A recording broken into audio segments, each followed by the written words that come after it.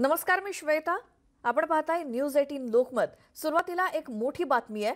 ब्रिटनमधून भारतात आलेल्या 6 जणांना कोरोनाच्या नव्या विषाणूची लागण झाल्याचं स्पष्ट झालंय.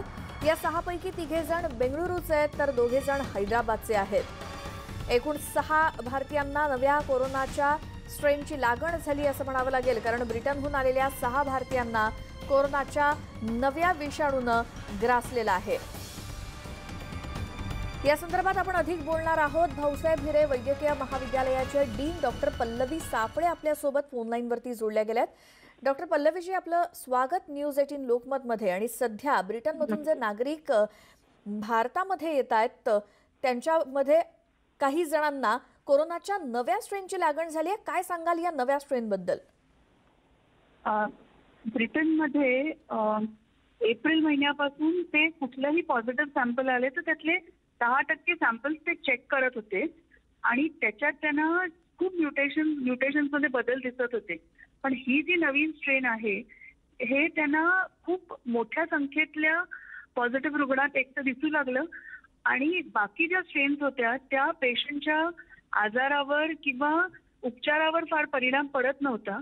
ह्या स्ट्रेनमध्ये एक गोष्ट लक्षात आली आहे की ही फार चटकन पसरते. जवळजवळ आधीच्या स्ट्रेन्सच्या मानाने 70% जास्त फास्ट पसरते.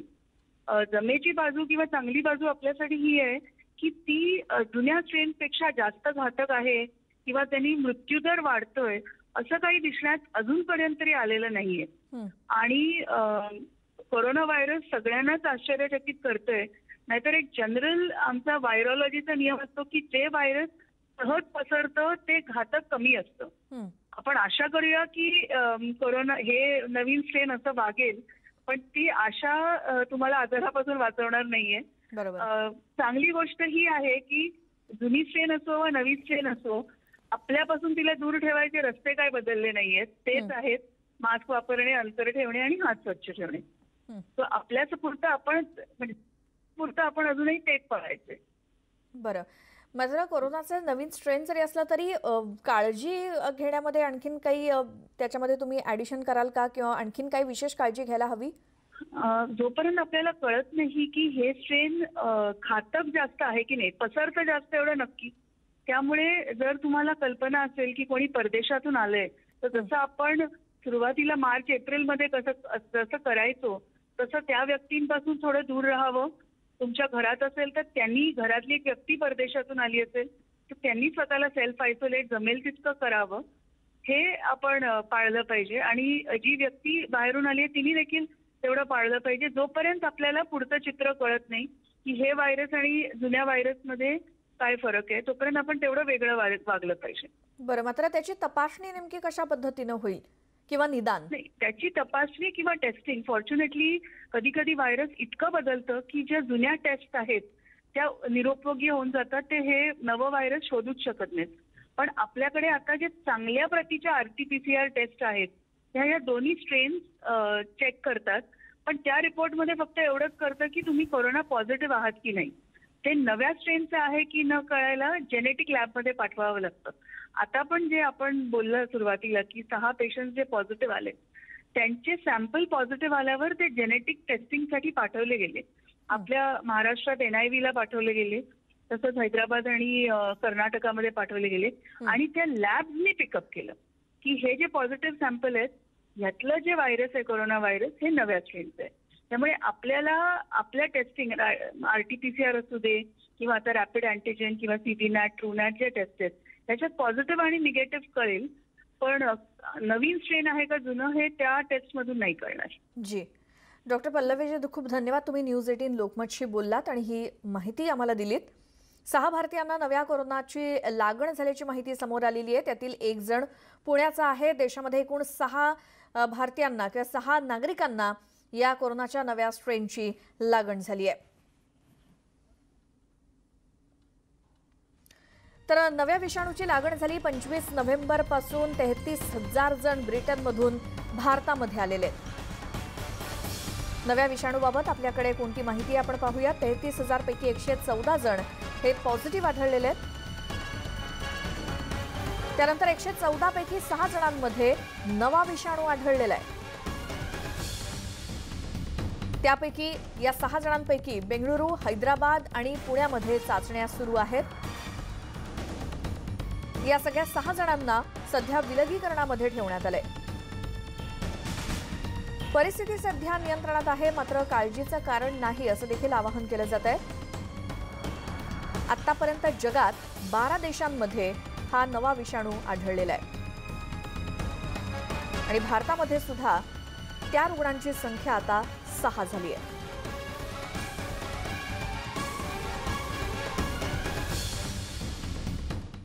कोरोना संदर्भातलीच एक मोठी बातमी आहे. देशात 24 तासात 16,000 नवे रुग्ण सापडलेले आहेत. रुग्णसंख्या काही कमी थोडी होताना दिसते, त्यामुळे दिलासा सुद्धा मिळतोय.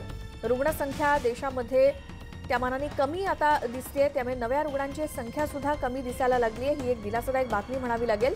देशामध्ये 24 तासात 16,000 नवे रुग्ण कोरोनाबाधित सापडलेले आहेत. रुग्णसंख्या कमी होत असल्यानं दिलासाच म्हणावा लागेल देशवासियांसाठी. नव्या रुग्णांची संख्या ही दिवसेंदिवस कमी होत चालली आहे. मात्र दुसरीकडे नव्या स्ट्रेनचे 6 रुग्ण सापडलेले आहेत, त्यामुळे चिंता थोडीशी वाढली आहे. मात्र जर नव्या रुग्णांची संख्या कोरोनाची पाहिली तर 24 तासात 16,000 नवे रुग्ण देशात सापडलेत. आणि आता पुढच्या आणि आजच्या महत्त्वाच्या बातमीकडे वळतोय, ती म्हणजे वर्षा राऊत आज ईडीच्या चौकशीला सामोऱ्या जाणार का, याबाबत संभ्रम कायम आहे. पीएमसी बँक घोटाळ्यासंबंधी ईडीकडून जी चौकशी सुरू आहे त्याच्याशी संलग्न विषयांवर वर्षा राऊत यांची चौकशी होणार आहे.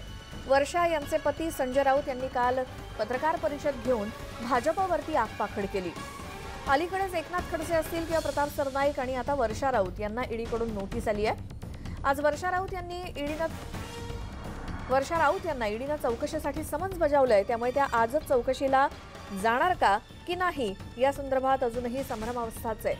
कारण वर्षा राऊत या चौकशीला जाणार की नाही याचा निर्णय शिवसेना घेईल असं उत्तर कालच संजय राऊतांनी पत्रकार परिषदेत दिलं. त्यामुळे आज काय घडणार याकडे सर्वांचं लक्ष लागलंय.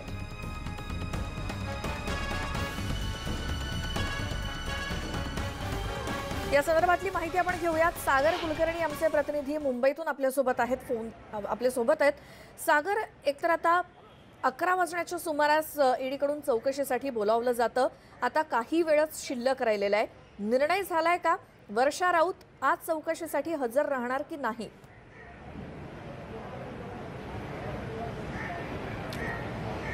वर्षा राऊत ज्या आहेत त्या आज त्यांना उपस्थित राहायला सांगितलेलं आहे समोर. अर्थात त्या संदर्भातल्या यापूर्वी 3 नोटिसा देण्यात आलेल्या आहेत. काल संजय राऊत यांनी पत्रकार परिषदेमध्ये सांगितले आहे की या संदर्भातली भूमिका स्पष्ट केली नाही. आज सकाळीही खासदार संजय राऊत यांना संपर्क करण्यात आला होता, पण त्यांच्याकडनं या संदर्भात स्पष्ट भूमिका घेतली जात नाही. काल त्यांनी सांगितलं ज्या पद्धतीने होते की शिवसेनेच निर्णय घेईल. वास्तविकतेत कालची पत्रकार परिषद पाहिली तर राऊत यांनी मांडलेली भूमिका राजकीय स्वरूपाची होती. जी नोटीस कशासाठी दिली आहे, त्याला उत्तर कशा पद्धतीने देणार आहे याचं भाष्य केलं गेलं नाही. काल मुख्यमंत्र्यांची देखील त्यांनी भेट घेतली. या सगळ्या पार्श्वभूमीवर आपण जर पाहिलं तर ईडी कार्यालयाच्या बाहेरची जी दृश्य आहेत ती बोलकी दृश्य आहेत, कारण की मोठ्या प्रमाणात सुरक्षा व्यवस्था लावण्यात आलेली आहे. आपणास माहीत आहे की जर राऊत जर इथे आले तर कदाचित कोणताही कायदा व सुव्यवस्थेचा प्रश्न उपस्थित होऊ नये यासाठी खबरदारी म्हणून मोठ्या प्रमाणात ईडीच्या बाहेर सुरक्षा व्यवस्था लावण्यात आलेली आहे. प्रमुख रस्त्यावरील दोनही बाजू वाहतुकीसाठी बंद करण्यात आलेल्या आहेत आणि मोठ्या प्रमाणात सुरक्षा व्यवस्था लावण्यात आलेली आहे. अत्यावश्यक जे पोलीस यंत्रणा आहे ती तर आहेच आहे, पण अतिशीघ्र दलाचे देखील पोलीस फोर्स इथं बोलवण्यात आलेले आहेत. तसंच 3पेक्षा जास्त PI, 100पेक्षा जास्त कॉन्स्टेबल्स या ठिकाणी लावलेले आहेत. कदाचित जर वर्षा राऊत आले तर त्यावेळेस कदाचित शिवसैनिकसुद्धा मोठ्या प्रमाणात येतील आणि त्यावेळेस कायदा व सुव्यवस्था होऊ नये यासाठी ही खबरदारी आहे. राऊत कुटुंबियांच्या वतीने मात्र शिवसेना निर्णय घेईल असं ज्यावेळेस सांगितलं जातं त्या अर्थी जवळपास स्पष्ट आहे की जर कदाचित त्या आल्या तर शिवसैनिक इथे मोठ्या प्रमाणात येतील. आपणास माहीत आहे की गेल्या काही वर्षांमध्ये ईडी कार्यालयात एकसे एक मोठे राजकीय नेते वेगवेगळ्या पक्षांचे आलेले आहेत आणि त्यावेळी त्यांचे समर्थक देखील मोठ्या प्रमाणात आलेले आहेत. त्यामुळे माध्यमांची गर्दी, त्यात कार्यकर्त्यांची गर्दी आणि इतर काही गडबड होऊ नये यासाठी ही खबरदारी आहे. राऊत कुटुंबियांच्या वतीने मात्र स्पष्टता दिली जात नाही. कदाचित सांगितलं जातं की आज त्या येण्याची शक्यता कमी आहे. वकिलांच्या मार्फत ते काही निरोप देऊ शकतील, काही भूमिका त्यांच्या मांडतील आणि काही वेळ अजून मागतील. अर्थात या संदर्भात मग ईडीची भूमिका काय असणार आहे हे देखील पाहणं गरजेचं राहणार आहे. यापूर्वीच त्यांना 3 नोटिसा दिल्याचा सांगितलं जातं. त्यामुळे कदाचित आजच्या दिवसाला फार महत्त्व आहे. नेमकं काय घडतं हे काही वेळात स्पष्ट होणार आहे. जी सागर, धन्यवाद दिलेल्या माहितीसाठी आणि वेळोवेळी अपडेट घेत राहूच. नेमक्या वर्षा राऊत या आज चौकशीला जात आहेत की नाही. यासोबतच आता सरत्या वर्षाला निरोप देण्यासाठी अनेक ठिकाणी पर्यटनाच्या किंवा पर्यटन स्थळी गर्दी केली जाते पर्यटकांकडून. त्यामुळे काही राज्य सरकारकडून नियम सुद्धा घालून देण्यात आलेले आहेत. 31च्या रात्री काय नियम पाळायला हवेत आणि नवीन वर्षाचं स्वागत करत असताना कोरोना आणि पर्यटनासंदर्भात आमच्या या वृत्तमालिकेला आपण सुरुवात करणार आहोत. पाहूयात.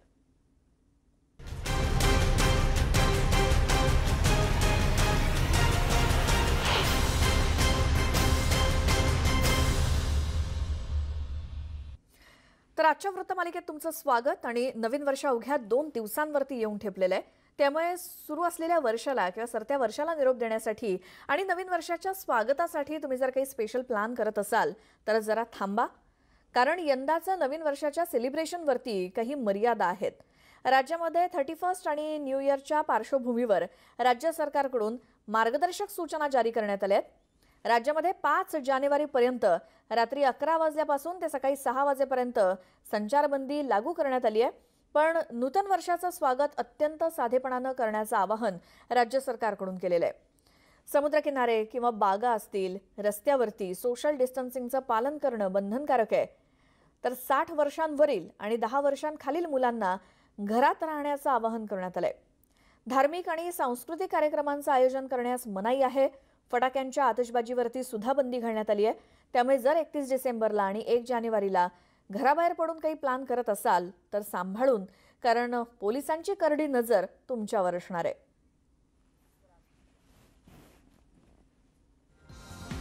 तर नववर्ष घरीच साजरं करा असं सरकारकडून सांगण्यात आलेलं आहे. काही नियम घालून देण्यात आलेले आहेत. समुद्रकिनारी, बागेत, रस्त्यावर सोशल डिस्टन्सिंग, मास्क आणि सॅनिटायझरचा वापर करावा.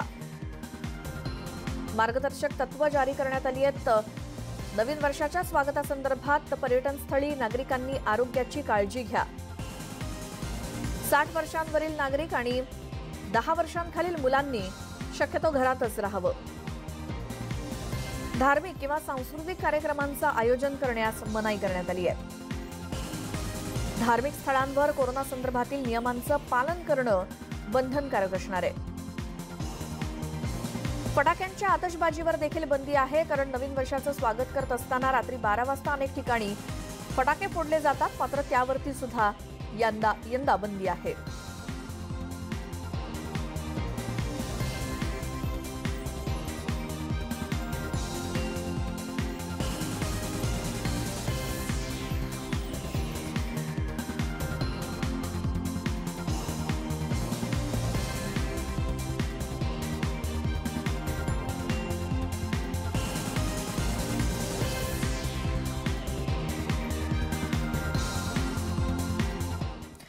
तर पर्यटन स्थळं राज्यामध्ये ज्या ज्या ठिकाणी आहेत, जिथे नेहमीच पर्यटकांची गर्दी खास करून 31 डिसेंबरच्या पार्श्वभूमीवरती होते, त्या ठिकाणी आमचे प्रतिनिधी आपल्या सोबत जोडले गेलेले आहेत. आणि सुरुवातीला आपण जाऊयात. हरीश दिमोटे आमचे प्रतिनिधी आपल्या सोबत आहेत.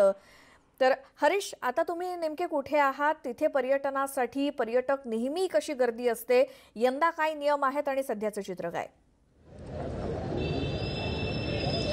श्वेता, मी आता शिर्डी जवळच्या राहता या शहरामध्ये आहे आणि या परिसरातले सगळे लोक 31 डिसेंबरच्या रात्री साईबाबांचं दर्शन घेण्यासाठी शिर्डीमध्ये दाखल होत असतात. देशभरातून, राज्यभरातून हजारो जे साई भक्त आहेत हे शिर्डीमध्ये येत असतात आणि साई नामाच्या जयघोषामध्ये रात्री 12 वाजता तिथे मोठा जल्लोष केला जातो. मात्र आता सरकारने जे निर्बंध घातले आहेत त्यामुळे शिर्डीचं जे साई मंदिर आहे ते रात्री सुरू होणार की नाही याबद्दल देखील साशंकता आहे. गावोगावी देखील अहमदनगर जिल्ह्यामध्ये सगळे लोक धार्मिक सांस्कृतिक कार्यक्रमाचं आयोजन करत असतात आणि नववर्षाचं स्वागत करत असतात. मात्र यावेळी आता या सरकारच्या निर्बंधामुळे त्यांना हे शक्य होणार आहे का, हा खरा प्रश्न आहे. आपल्यासोबत आता काही गावकरी आहेत, आपण यांच्याशी बोलूया. सरकारने आता जे निर्बंध घातले आहेत की 31 तारखेला कोणतेही धार्मिक सांस्कृतिक कार्यक्रम करता येणार नाही आहे, 60 वर्षावरील लोकांना बाहेर पडता येणार नाही, लहान मुलांना बाहेर पडता येणार नाही, आतिषबाजी करता येणार नाही, निर्णय योग्य आहे? नाही, निर्णय योग्य नाही आहे, कारण वर्षभर मंदिर बंदच होतं. नवीन वर्षाची सुरुवात आहे, दर्शन असतात, नवीन काही मन्नत असतात लोकांच्या, त्याच्यासाठी साईबाबांचं मंदिर तरी चालू ठेवायला पाहिजे. म्हणजे साईबाबांचं मंदिर तरी चालू ठेवायला पाहिजे असं वाटतंय. तुम्हाला काय वाटतं, सरकारचा हा निर्णय योग्य आहे? शासनाचा निर्णय कोरोना रोखण्यासाठी यापूर्वी योग्य होता, मात्र आता अतिरेक होत आहे. कारण की धार्मिक आणि सांस्कृतिक कार्यक्रम बंद ठेवायचे, हॉटेल बंद ठेवायचे हे योग्य नाही. विशेष म्हणजे साईबाबा हे मावळतं वर्ष आणि नवीन वर्षाच्या साईबाबांच्या सानिध्यात नागरिकांना घालावं वाटतं, मात्र त्यावरच निर्बंध आणले जात आहे. साई मंदिर इतर वेळी मागील वर्षी रात्रभर सुरू राहायचं, मात्र अद्यापही या शासनाच्या या निर्णयामुळं मंदिर सुरू राहणार की बंद राहणार याबद्दल अजून साशंकता आहे. मात्र दुसरीकडे आपण जर बघितलं तर आता नव्याने परत कोरोनाची एक नवीन संक्रमण देशामध्ये कुठेतरी येऊ घातलंय. मग आता काय वाटतं, सरकार जे निर्बंध घालतंय ते योग्य आहे? नाही, सरकारला वाटतंय गर्दी करू नये, सरकारला वाटतंय गर्दी करू नये. याचं कारण असं का कोविड परत पसरू नये, नवीन विषाणू आला त्याच्यामुळे सरकारने या बंदी घातल्यात. परंतु आम्हाला सर्वसाधारण नागरिकाला असं वाटतंय का साईबाबांना सरत्या शेवटच्या वर्षी मन्नत मागायची असते तर मंदिर चालू ठेवायला काही हरकत नाही, जेणेकरून लोकांना मन्नत मागता येईल आणि तुमचं कोविड त्यामुळं जाईल साईबाबाच्या कृपेमुळं. त्याच्यामुळं मंदिर चालू ठेवायला हरकत नाही असं आम्हाला वाटतं. मंदिर चालू ठेवायला हरकत नाही, मात्र दुसरीकडे सांस्कृतिक धार्मिक कार्यक्रम आयोजन करायला देखील निर्बंध घातले गेलेत. काय वाटतं, किमान काही शिथिलता यात द्यायला पाहिजे? साईबाबांचं या ठिकाणी ब्रीद वाक्य आहे, शिर्डीचे जाचे लागतील पाय तळते अपाय सर्व त्यांचे. बाबांचं मनोभाव त्यावेळेस माणूस दर्शन घेतं नव्या वर्षी, त्यावेळेस वर्षभरात माणसाच्या इच्छा आकांक्षा ज्या का असत्या बाबांच्या दर्शनानंतर त्या काही जण मनाशी गाठ बांधलेली असती का आपण नवीन वर्षात हे करणार ते करणार. मुळात जर बाबांचं मंदिर उघडलं नाही, परिसरातील व देशभरात भाविकांवर हा खरोखर अन्याय आहे. याच्या आधी जो कोरोनासाठी ज्यांनी मंदिर बंद ठेवलं होतं तो निर्णय योग्य होता, मात्र आता या गोष्टीचा सरकार ओ करीत आहे. भाविकांसाठी त्यांनी मंदिर खुली भाविकांसाठी मंदिर सुरू ठेवायला हवं असं वाटतंय. एक वयोवृद्ध काका देखील आपल्यासोबत आहे. तुम्हाला आता 31 तारखेला नववर्षाचं स्वागत करण्यासाठी बाहेर पडता येणार नाहीये, सरकारचा निर्णय योग्य आहे? नहीं, ये योग्य नहीं है. हम ये कहते हैं कि साईं बाबा के दर्शन से ही सब कारोबार, सब का समाधान, सब की जो भी तकलीफ सब दूर होती है, तो उस मंदिर को बंद करना गलत है. हम ये चाहते हैं कि साईं बाबा का मंदिर खुलना चाहिए और ये खुला ही रहना चाहिए. हाँ, मास्क है उसको लगाना जरूरी है, कोविड की वजह से जो मास्क है उसको लगाएं, जो सोशल डिस्टेंसिंग है उसको पूर्ण करें. ये सब जरूरी जो है विषय उसको जरूर करें, लेकिन उसके साथ साथ जो मंदिर में हमारी आस्था है उसको पूर्ण करने के लिए मंदिर को खोला ही जाना ही उचित है. नक्कीच श्वेता, आपण जर बघितलं तर या सगळ्या लोकांच्या भावना आहे, आम्ही काळजी घेऊ, मात्र आता सरकार जे निर्बंध घालतंय हे कुठेतरी अति होत आहे. अनेक महिने मंदिरं बंद होती, त्यामुळे लोकांची आस्था देवाशी जोडलेली आहे. साई मंदिर दरवर्षीप्रमाणे 31 डिसेंबरला चालू ठेवावं आणि भक्तांना नवीन वर्षाचं स्वागत साई दर्शनाने करता यावं असं यांना वाटतंय. गावागावात देखील अनेक जण सांस्कृतिक धार्मिक कार्यक्रमाचं आयोजन करत असतात. याला देखील काही प्रमाणामध्ये अटी ज्या शर्ती घातल्या गेल्या आहेत यात थोडी शिथिलता देऊन ते कार्यक्रम घेण्याची देखील परवानगी द्यावी असं हे सगळे लोक म्हणत आहेत. श्वेता जी बिलकुल. आणि आपल्यासोबत साताऱ्यातून आपले प्रतिनिधी किरण मोहिते आणि त्याचसोबत बारामतीतून जितेंद्र जाधव सुद्धा आहेत, त्यांच्याकडून सुद्धा माहिती घेणार आहोत. तुर्तास एक अगदी छोटासा ब्रेक इथे घेऊयात आणि कोणकोणत्या ठिकाणी पर्यटन स्थळी नेमकी काय सध्या स्थिती आहे या संदर्भातला आढावा घेऊयात. पाहत रहा न्यूज 18 लोकमत. इस देश की एक संस्था है एनफोर्समेंट डायरेक्टरेट. अगर कोई सरकार का कागज आता है तो उसको नजरअंदाज नहीं किया जा सकता. मैं खुद लॉ मेकर हूँ, कानून को हम मानते हैं और हम ये भी मानते हैं कि इस देश में कानून सबसे बड़ा है. चाहे कानून को कोई अपने कब्जे में क्यों न ले, दबाव में क्यों न ले, फिर भी हम लोग कानून को मानते हैं और कानून को मानेंगे, कानून का आदर भी करेंगे. जो बात हमको जनता के सामने रखनी थी वो मैंने कल की पत्रकार परिषद यानी प्रेस कॉन्फ्रेंस में मैंने बता दी। और भी बहुत बातें मेरे पास है, वो भी मैं धीरे धीरे बता दूँ।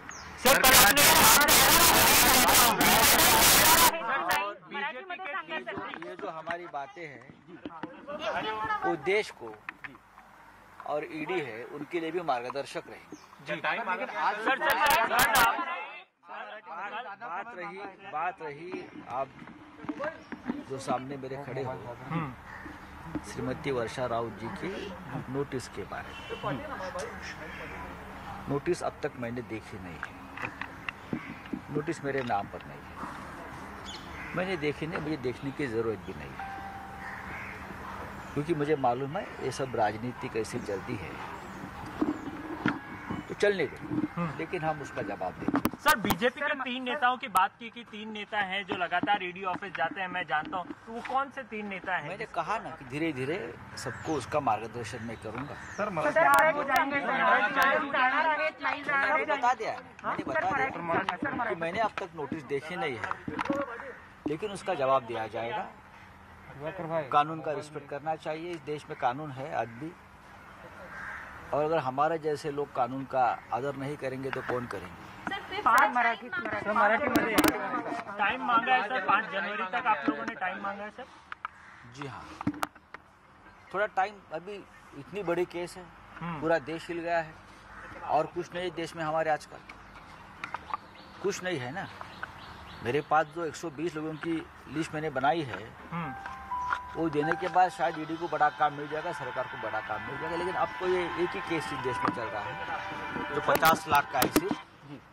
तो ठीक है, कोई बात नहीं, हम भी तैयार हैं, और हम भी जो सरकारी कागज मेरे पास आया है हमारे घर पे उसका मैं आदर करता हूँ, और सभी ने करना चाहिए। आज मॅडम वक्त मांगा है, क्योंकि आज का समय आपने जैसे कहा कि आप आदर करते हैं संस्था का, आप कानून बनाने वालों में से है, तो क्या आज जो बुलाया गया था आप लोगों ने वक्त मांगा है? डेफिनेटली हमने वक्त मांगा है। सर, कब तक का वक्त मांगा है? 2-4 दिन का वक्त मांग लेंगे हम, ऐसा कोई बहुत बड़ी बात नहीं है। जी जी, हमारे पास छुपाने के लिए कुछ नहीं है जी, जो भी है हमारे पास उसका पूरा ब्यौरा हमने एफिडेविट में दिया है, पार्लियामेंट के इनकम टैक्स के जो रिटर्न भरते हैं उसमें दिया है। जो छुपाने वाले होते हैं वो भाग कर चले जाते हैं जी, या एजेंसी को मैनेज करने में लगते हैं जी, हमको एक कोई जरूरत है। तो हमारे पास खुली किताब है जी, हम मिडिल क्लास फैमिली के लोग हैं जी, और मिडिल क्लास फैमिली के लोग होते हैं वो बहुत ही सीधे तरीके से अपनी बात सरकारी एजेंसी में रखते हैं। कोई धमकी आई है? बीजेपी के लोग धमका रहे हैं आपको, सरकार गिराने के लिए कोई धमकी या साजिश? बात ऐसी है, मुझे धमकाने वाला पैदा नहीं हुआ है।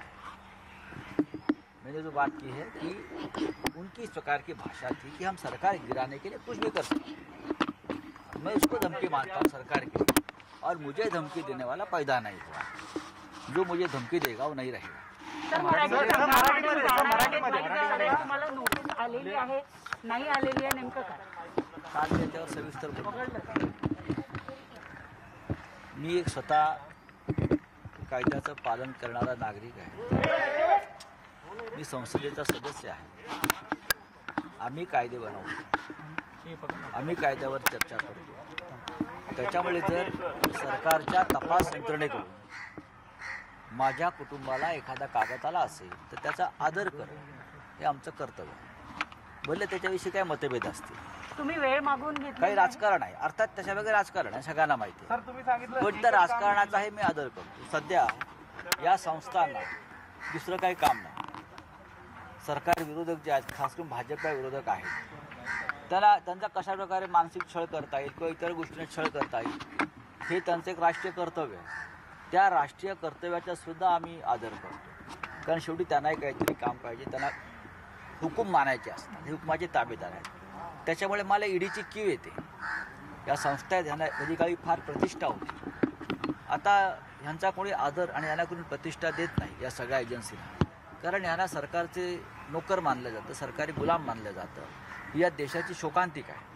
पण तरीही या सरकारी कागदावरती जो एक सत्यमेव जयतेचा एक एम्ब्लेम असतो त्याचा आदर या देशातली जनता करते, त्याच्यापैकी मी एक आहे. गोष्ट आली तुमच्या नोटीसची. श्रीमती राऊतांना एक नोटीस जर आली आहे तर ती काय मी पाहिली नाही, पण आम्ही सांगितलेलं की त्याला एक सविस्तर उत्तर द्या आणि पुढची वेळ मागून घ्या. आमच्याकडे लपवण्यासारखं काही नाही. आम्ही एक मध्यमवर्गीय कुटुंबातले लोक आहोत. जे काय आमच्याकडे आहे ते कधी लपवलं नाही. त्या संदर्भात आम्ही राज्यसभेच्या पार्लमेंटच्या आमच्या संपूर्ण त्या ॲफिडेव्हिटमध्ये सगळी माहिती दिली आहे. 30 तुम्ही टीव्हीला दाखवते. नवीन काय 15 वर्षापूर्वी 30 माहिती आहे. नवीन काही नाही, ती दाखवू द्या. ज्यांच्याकडे लपवण्यासारखं असतं, ज्यांच्याकडे लपवण्यासारखं असतं ते एकतर या तपास यंत्रणा व दबाव आणून त्यांच्या केसेस मॅनेज करतात. ज्यांच्याकडे लपवण्यासारखं असतं ते घाबरून भाजपामध्ये प्रवेश करतात. तसे केलेले महाराष्ट्रातील उदाहरणं आहेत, आंध्रमधले आहेत. आमच्याकडे लपवण्यासारखं काही नाही. आम्ही शिवसेनेत आहोत, शिवसेनेत राहणार आणि शिवसेनेत मरणार. मुख्यमंत्री से बात आपने बात की इस विषय को लेकर के, मुख्यमंत्री से विषय को लेकर के बात की, क्या प्रतिक्रिया पहा ना तुम्ही. मुख्यमंत्री का बातचीत पहा सर मुख्यमंत्री बाहेर भाजपचे पोस्टर आलेले आहेत. काय वाटतं आपल्याला? मला माहित नाही, पण जर असं झालं असेल तर ही देशभरातली लोकभावना आहे. ठीक. Thank you sir. संजय राऊत यांची प्रतिक्रिया आणि त्यांना हाच प्रश्न विचारण्यात आला की वर्षा राऊत आज चौकशीसाठी जाणार की नाही याचं स्पष्टपणे त्यांनी उत्तर दिलं नाही. मात्र वेळ वाढवून मागितलेली आहे याचा अर्थ हाच की वर्षा राऊत आज चौकशीला जाणार नाहीत. 5 जानेवारी पर्यंत वेळ वाढवून मागितली असं त्यांनी म्हटलंय. मी कायद्याचा आदर करतो. देशामध्ये कायदा मोठा आहे कुणाहीपेक्षा. नोटीस मी पाहिलेली नाही, नोटीस काही माझ्या नावावर नाही, मात्र नोटिशीला उत्तर देणार असं राऊतांनी सांगितलंय. मात्र 5 जानेवारी पर्यंत वेळ मागितली असल्याचं संजय राऊत यांनी स्पष्टपणे सांगितलंय. योग्य उत्तर दिलं जाईल. सरकारी कागदाचा, घरी आलेल्या सरकारी कागदाचा मी आदर करतो असं सांगितलंय. त्यामुळे एकूणच वर्षा राऊत आजच्या ईडीच्या चौकशीला काही हजर राहणार नाहीत हे यावरून स्पष्ट होत आहे. आणखी एक छोटासा ब्रेक घेऊयात आणि लगेच परत येऊयात. पाहत रहा न्यूज 18 लोकमत.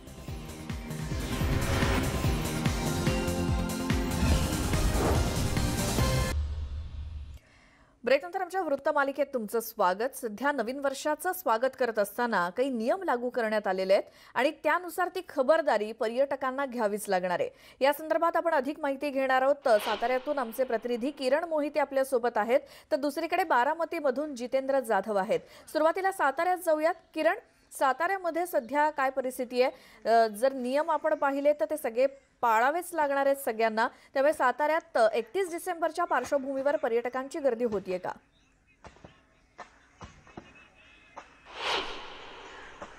नक्कीच नियम तर पाळावे लागणारच आहेत.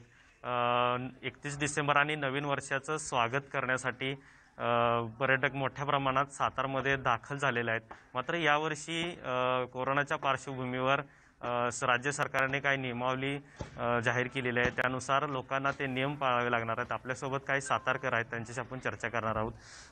काय सांगाल, सरकारने जी नियमावली जाहीर केलेली आहे त्याचं लोकांनी पालन करावं की नाही, तुमचं काय मत आहे? सरकारनं जी नियमावली जाहीर केलेली आहे ती योग्यच आहे, परंतु जनता त्या बाबतीत किती पालन करू शकते हा एक संशोधनाचा विषय राहणार आहे. आमच्या सातारा जिल्हाधिकाऱ्यांनी कालच निर्देश जारी केलेले आहेत की सातारा शहरातील किंवा परिसरातील जे हॉटेल ढाबे वगैरे आहेत ते 11 नंतर बंद करण्यात यावेत. परंतु हायवे शेजारील ढाब्यांना कोणत्याही प्रकारची त्यांनी नियमावली लावलेली नाही आहे. म्हणजे लोकांनी या बाबतीचा अर्थ काय समजावा? प्रशासन अशा पद्धतीनं वेगवेगळ्या प्रकारची नियमावली जारी करतं की हवेला नियमावली वेगळी आणि शहरातील लोकांना नियमावली वेगळी. म्हणजे शहरातील लोकांनी हवेला जाऊन एन्जॉयमेंट करायची का? अशा पद्धतीने जर नियमावली, कन्फ्युजन नियमावली जर प्रशासन डिक्लेअर करत असेल तर हा प्रशासनाचा फार मोठा दोष आहे. आणि सरकारनं सुद्धा या बाबतीत गांभीर्यानं दखल घेऊन 31 डिसेंबरची प्रॉपर नियमावली समाजाला डिक्लेअर करावी आणि समाजाला आव्हान करताना 31 डिसेंबर साजरा करावा का न करावा, हा भारतीय संस्कृतीला धरून हा उत्सव आहे का, भारतीय संस्कृती काय सांगते हे सुद्धा सरकारनं त्या बाबतीत समाजाला जागृत करावं. कोरोनाच्या पार्श्वभूमीवर जे समाजानं सोशल डिस्टन्स अंतर आहे ते पाळावं. अशा बाबतीत नियमावली सरकारनं जाहीर केली पाहिजे. त्याचबरोबर जी पोलीस यंत्रणा 31 डिसेंबरला काम करणार आहे त्यांनी सुद्धा विनाकारण प्रवाशांना किंवा विनाकारण फॅमिलीला त्रास न देता त्यांच्या समजून घ्यावं किंवा त्यांना काही गोष्टीची हे करावी अशी विनंती करतो. नक्कीच नियमांचं पालन करावं. 31 डिसेंबर येतोय, नवीन वर्ष आहे. तुम्ही कशा प्रकारे साजरा करणार? नाही, आम्ही तर ओव्हरऑल वातावरण बघून वगैरे घरी साजरा करणार. तसंही दरवर्षी आम्ही घरी साजरा करतो आणि सगळ्या महाराष्ट्राला ओव्हरऑल भारतालाच आमचं हेच निवेदन आहे की सगळी आपण आपल्या फॅमिलीबरोबर साजरा करूया. बाहेर जाऊन पार्टी करणे किंवा एकत्र येणे हे सर्व टाळूया. घरी राहूया आणि सेफ राहूया, हेच माझं हे असेल. नक्कीच नियमांचं पालन करून जे आहे ते पर्यटकांनी 31 डिसेंबर आणि नवीन वर्षाचं स्वागत करावं, घरीच करावं, अशाच प्रकारचं मत या ठिकाणी व्यक्त केलं. बिलकुल, धन्यवाद किरण दिलेल्या माहितीसाठी आणि संवादासाठी. आता जाऊयात आपण बारामतीमधून. आपले प्रतिनिधी जितेंद्र जाधव आपल्यासोबत आहेत. जितेंद्र, न्यू इयर सेलिब्रेशनवरती सध्या निर्बंध आलेले आहेत, त्यामुळे अगदी लिमिटेड स्वरूपातच सेलिब्रेशन करावं लागणार आहे. त्यासाठी बारामतीमध्ये काय वातावरण? स्वतः आपल्या बरोबर काही मान्य डॉक्टर साहेब तसेच एन्व्हायरमेंट फोरमचे काही मेंबर देखील आहेत, सदस्य देखील आहेत. आपण त्यांच्याकडून जाणून घेऊन एकंदरीत शासनाने जी ही नियमावली लावलेली आहे की 31 डिसेंबर जी साजरा करायचा आहे त्याला काय निर्बंध घातलेत आणि नियम पाळून दिलेत, त्या अनुषंगाने शासनाने जी नियम घातले ती योग्य आहेत की अयोग्य आहेत? मला असं वाटतं की हे अतिशय योग्य नियम आहेत, कारण कोरोनाचं संकट अजून आपलं देशावरचं दूर झालेलं नाहीये. जरी पेशंट्स कमी झालेले असले तरी अजून धोका पूर्णपणे टळलेला नाही. त्यामुळे मला असं वाटतं की प्रत्येकाने या नवीन वर्षाचं स्वागत करताना परिस्थितीचं भान राखलं पाहिजे. आपण आपल्या घरातच राहून हा नवीन वर्षाचं स्वागत केलं पाहिजे. कुठल्याही प्रकारची गर्दी करणं हे आपण टाळलं पाहिजे. फटाके उडवणं, मोटरसायकलवरनं 3-3, 4-4 लोकांनी जाऊन रात्री गोंधळ करणं हे सर्व आपण टाळलं पाहिजे. सोशल डिस्टन्सिंग, मास्क आणि सॅनिटायझर याचा वापर अत्यावश्यक आहे.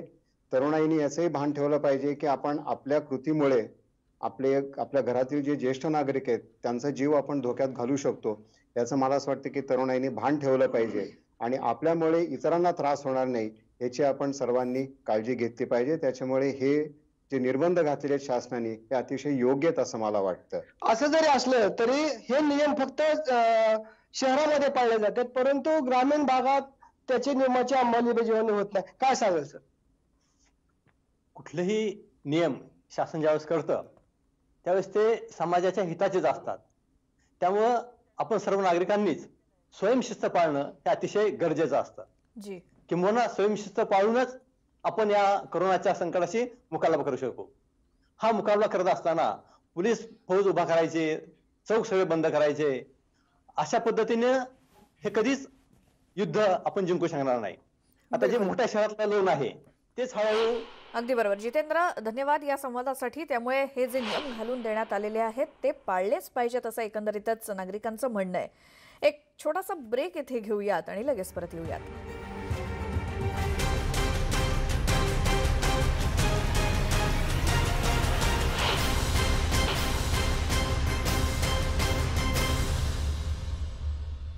ब्रेकनंतर तुमचं स्वागत.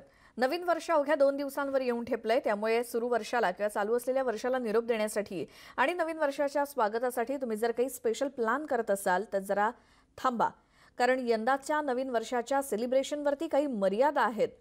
राज्यामध्ये 31 आणि न्यू इयरच्या पार्श्वभूमीवर राज्य सरकारकडून मार्गदर्शक सूचना जारी करण्यात आल्या आहेत. राज्यात 5 जानेवारीपर्यंत रात्री 11 ते सकाळी 6 वाजेपर्यंत रात्रीची संचारबंदी लागू आहे. नवीन वर्षाचं स्वागत अत्यंत साधेपणानं करण्याचं आवाहन राज्य सरकारकडून करण्यात आलंय. समुद्रकिनारे, बागा, रस्त्यावरती सोशल डिस्टन्सिंगचं पालन करणं बंधनकारक आहे, तर 60 वर्षांवरील ज्येष्ठ नागरिक आणि 10 वर्षांखालील मुलांना घरात राहण्याचंच आवाहन केलं गेलंय. धार्मिक आणि सांस्कृतिक कार्यक्रमांचं आयोजन करण्यास मनाई आहे. फटाक्यांच्या आतिषबाजीवरती सुद्धा बंदी घालण्यात आली आहे. त्यामुळे जर 31 डिसेंबरला आणि 1 जानेवारीला घराबाहेर पडून काही प्लॅन्स तुम्ही करत असाल तर सांभाळून, कारण पोलिसांची करडी नजर तुमच्यावरती असणार आहे. पर्यटन स्थळांचं शक्यतो ऑनलाईनच बुकिंग करा, नियम पाळा आणि धोका टाळा. खरं तर या अंतर्गत पर्यटन स्थळांवरती फक्त लक्षणविरहित पर्यटकांनाच परवानगी देण्यात आलेली आहे. मार्गदर्शक सूचना जारी झाल्या आहेत. त्या अंतर्गत 65 वर्षांवरील ज्येष्ठ नागरिक यांना तिथे जाण्यास परवानगी नाही, तर 10 वर्षांखालील मुलं आणि गरोदर महिला यांना देखील पर्यटन स्थळी जाण्यास परवानगी नाही. शक्यतो ऑनलाईन पेमेंटवरती भर द्यावा असं देखील सांगण्यात आलंय. स्थानिक प्रशासनाचे निर्बंध आणि सूचना पाळणं बंधनकारक आहे प्रत्येक नागरिकासाठी. मोठ्या शहरांमध्ये सार्वजनिक ठिकाणी गर्दी करू नये असं देखील सांगितलं गेलंय.